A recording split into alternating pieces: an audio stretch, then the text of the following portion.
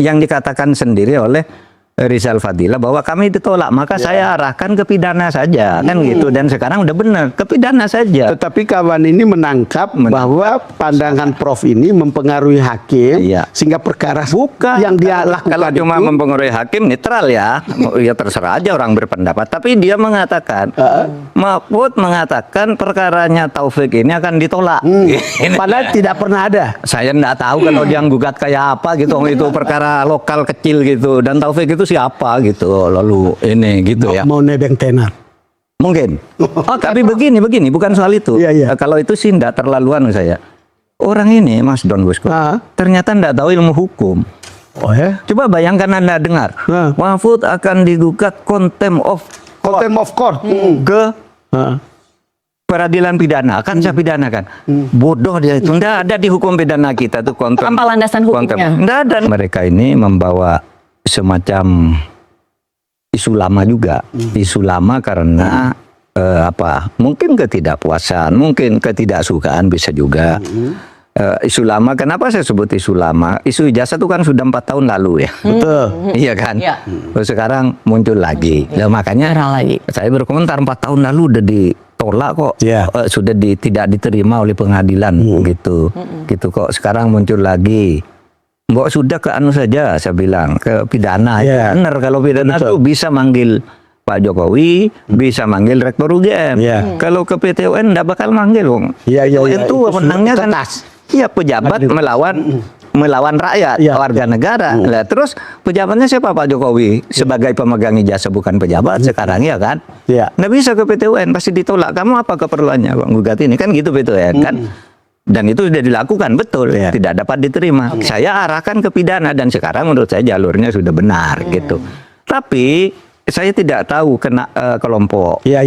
Kita tahu orangnya, tapi agenda politik apa?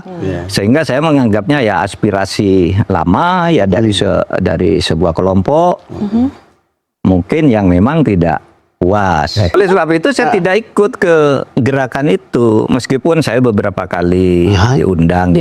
Saya menganggap begini, Pak Jokowi itu kita bisa kritik keras, bisa lawan tindakan politiknya sebelum dia turun.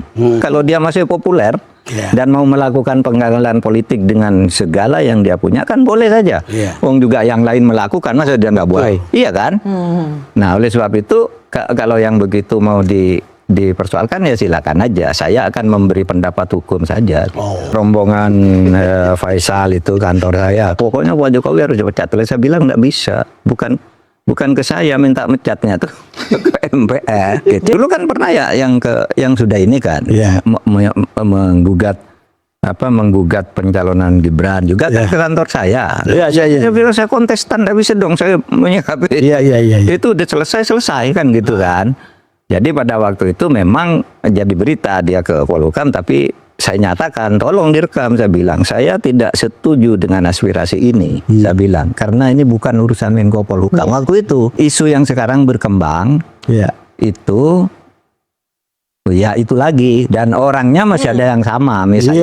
Misalnya Rizal Fadila itu kan yang ikut ke kantor Polhukam dulu. Pak Soeharto ikut ke kantor Polhukam. Setiap gerakan politik menurut saya sudah pasti punya proyeksi ke sana. Kan analisisnya kan ini ada orang yang khawatir kalau misalnya taruhlah Gibran atau Prabowo lagi kan gitu kan. Jadi sekarang digedor itu biasa saja dalam politik kan banyak yang mungkin ya yang masih muda-muda.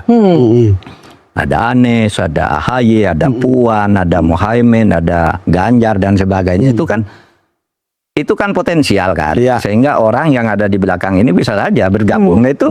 Bergabung lalu membuat isu, dan itu sah saja gitu asal tidak kriminal. Mendegradasi lawan atau calon lawan diri. Ya itu biasa di dalam politik.